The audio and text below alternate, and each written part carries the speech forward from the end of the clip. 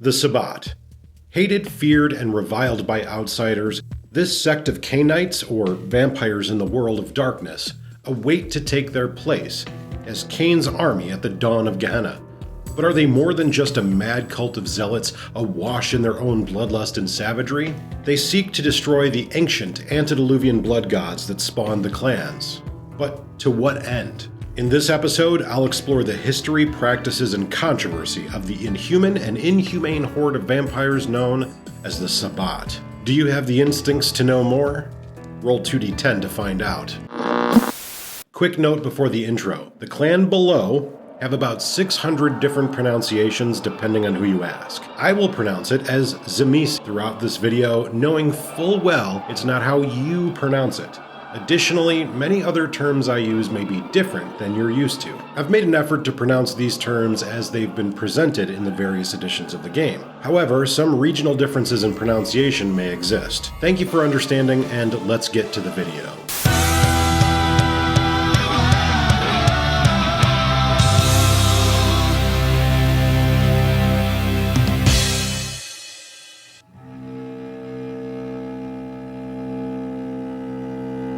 If the elders are to be believed, the history of the Sabbat began in 1493 at the Convention of Thorns. This unprecedented assemblage of Cainites came together to end the Anarch Revolt, which had raged for nearly 2 centuries. But the true origins of the Sabbat began in the fires of the first rebellions. The Burning Times, as they would become known, were spawned by the torches of the Inquisition. As mortal witch hunters scoured Europe for demons and heretics, elder vampires callously tossed their subservient children into the fray. Like so much chattel, the young were burned on the pyres while their sires escaped unscathed. It was only a matter of time before the young rebelled against the inaction and deprivations of their sires. For many once nigh invulnerable vampires, it seemed as if these were the final nights. Indeed, for many it was. A council of elders led by the Ventrue Hardestat argued for secrecy, adherence to tradition, and the formation of a coalition to act against the rebelling Cainites. This consolidation of power only served to further incite the anarchs, and Hardestat's castle was attacked as a result. The attackers, led by Bruja Patricia Bollinggbroke, who calls herself Tyler in modern nights, attempted to assassinate Hardestat. This act both enlivened the anarch cause and spurred Hardestat's coterie, known as the Founders, to align under the banner of a shadow organization, the CAMARILLA. The Anarch Revolt was punctuated by 2 monumental acts of destruction. First, the diablerie of the Lasombra Antediluvian at the hands of its child, Gratiano. Second, the diablerie of the Tzimisce Antediluvian by Lugos Bloodbreaker. While the exact dates and details of the events vary, it's believed that in the early 1400s, the Methuselah Gratiano and a pack of Assamite warriors stormed Lasombra's castle in Sicily. Together, they laid waste to the Cainites that stood guard over the Antediluvian and attacked his inner sanctum. Finally, Gratiano consumed the soul of his sire, setting his clan free from centuries of oppression. Deep in the Carpathian Mountains, the fiends of Clan Tzimisce also fell to war against one another. Led by Lugos Bloodbreaker, Velia the Flayer, and Micah Vikos, the Anarchs stormed the keep of clanmates, destroying those unwilling to convert to their cause. Lugos and Velia had discovered an incredibly potent tool to aid in the conversion, and developed a ritual known as the Vauldery. This rite allowed the Anarchs to cast aside the chains of the blood bond, keeping them in servitude to their sires. The potent LAMBACH RUTHVEN, now converted to the cause of the Tzimisce Anarchs, led Lugos and his pack to the resting place of the Antediluvian. That night, the fiend Lugos consumed the ancient Tzimisce founder. It wasn't long before even the most reluctant vampires saw the value of ending the fighting. Too much blood had been spilled on both sides. While the Anarchs of Clan Lasombra and Tzimisce won massive victories internally, the revolt found itself flanked by 2 powerful foes. On one side, the growing Inquisition burned neonates with zeal, and on the other, the nascent yet powerful organization of kindred called the Camarilla used their considerable resources to bring the revolution to heel. The Camarilla founders brought a formal end to the fighting at the Convention of Thorns in 1493. The convention called for a truce between the Camarilla, the Anarchs, and the Assamites, as well as a place in the new sect of kindred, as they now called themselves. Join us, bend the knee, and drink this blood to ensure your subservience, and all crimes, save the most heinous, will be forgiven.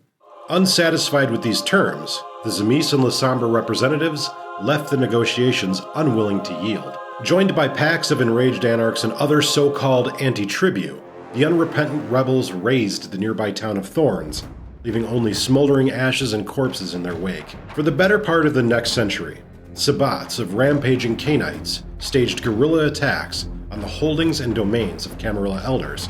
These inhumane Cainites flaunted their monstrous natures and attacked the traditions upheld by kindred of the Camarilla. Through the use of rites like the Vauldery, these marauders were brought together into a cohesive sect, the Sabbat.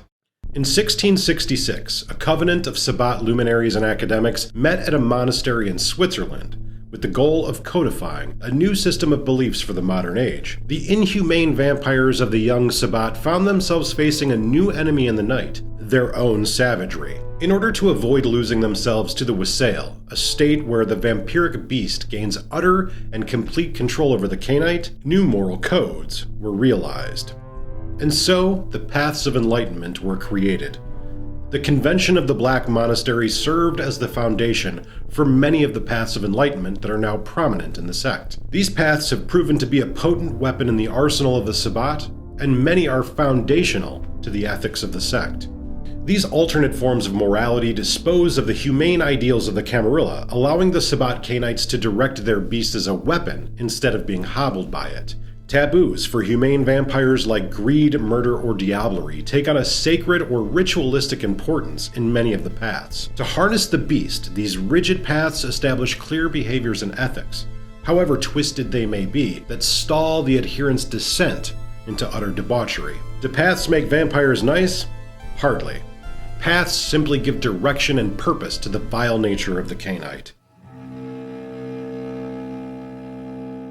In the 17th and 18th century, the young sect set their sights on the New World. Since their formation, the Sabbat remained on the defensive against their sworn enemies in the Camarilla. The New World provided an opportunity for the Sabbat to capture territory of their own without having to wage open war against the entrenched European elders of the Camarilla. For a time, the Sabbat were successful in the Americas. In fact, much of the East Coast was controlled by the Sabbat. They expanded west, living among Native American tribes, and then to Mexico, Central America, and Canada. However, lacking much in the way of central leadership, the various pacts of the Sabbat squabbled over territory and resources. Freedom was the rallying cry of the Sabbat, and it led to civil war. While the Sabbat were busy squabbling amongst themselves, the enemy they'd fled slowly crept in around them. The Sabbat soon found itself overwhelmed by the Camarilla. In less than 30 years, the Sabbat lost almost all they'd gained in the New World.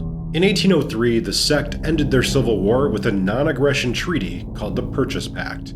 Primarily drafted by the Tzimisce regent of the Sabbat, Gorshist, the agreement made open warfare between Sabbat members forbidden. And I don't know if that's how it's pronounced, because I can't even find a way to, verify that. I used to call him Gorkist. CHI is a sh, so Gorshist. The agreement made open warfare between Sabbat members forbidden.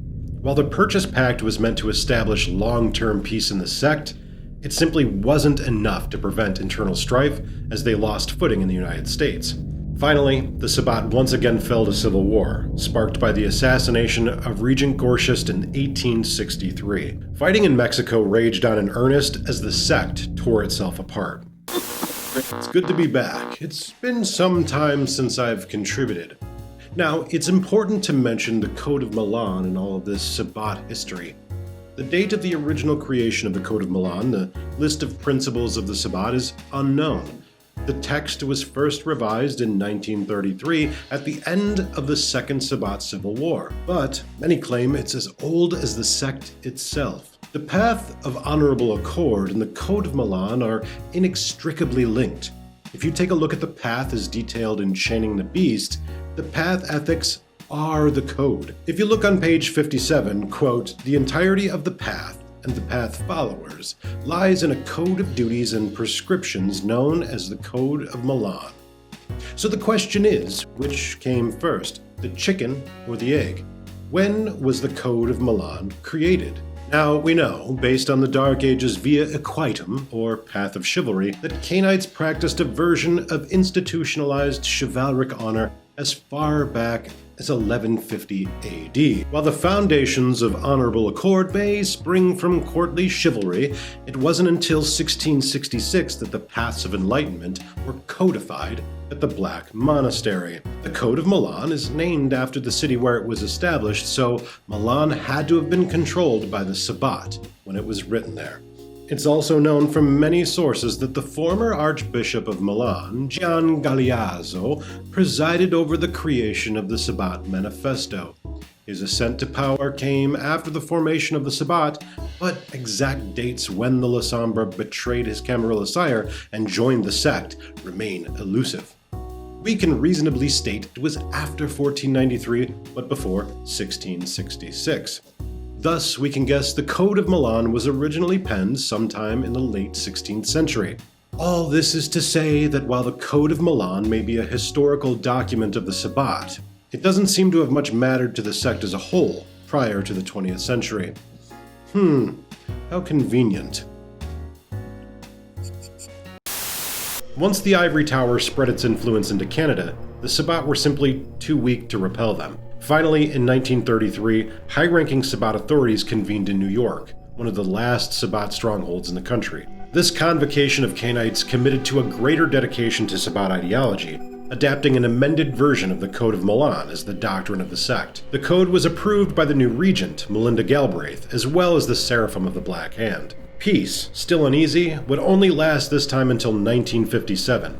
The Third Sabbat Civil War lasted 100 days. The Bruja Anti-Tribu staged a failed coup in New York City. After the failed revolution, the angered and dejected Bruja lashed out against the ruling Tzimisce and Lasombra. A group of caitiff calling themselves the Panders fought alongside these Bruja. Quickly, the Tzimisce and Lasombra recognized the Panders, granting them clan status in the sect. This was enough to put an end to the fighting and to close to the Third Civil War. While conflicts remained within the sect, the Sabbat gained and lost ground in the 20th century. In the late 90s, the Sabbat Crusades took many cities on the East Coast and in the South, like Atlanta and Washington, D.C. However, their control of New York was rent asunder by the Camarilla. And what of the Sabbat in the modern Knights? Well, the history of the sect diverges at the fulcrum between the Final Knights and the 20th Anniversary Edition. Furthermore, the narrative of the sect veers drastically with the introduction of the 5th edition of the game. Check out next week's video where I'll explore the modern history of the Sabbat as well as the varied intricacies of the sect's culture, rites, and organization. Thanks for watching. Was this episode helpful? Did I miss anything important in the history of the Sabbat that I should have included? Let me know in the comments below. Like, share, and subscribe, or I will consume your soul to strengthen the sect.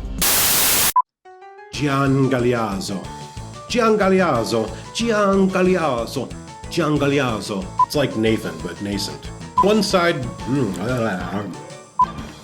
I'd like a steady drip of liquid in my face hole. While the exact details, what the fuck?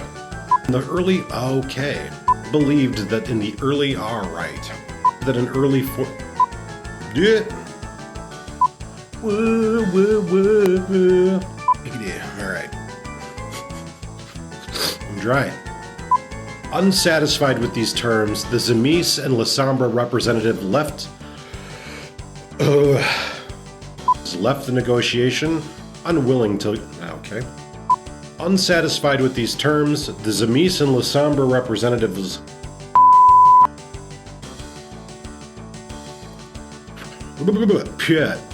These inhumane monsters... Okay, you. Take on a sacred... Okay.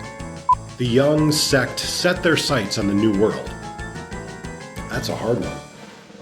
The young sect set. That's staged of institutionalized. We do this. The suburban.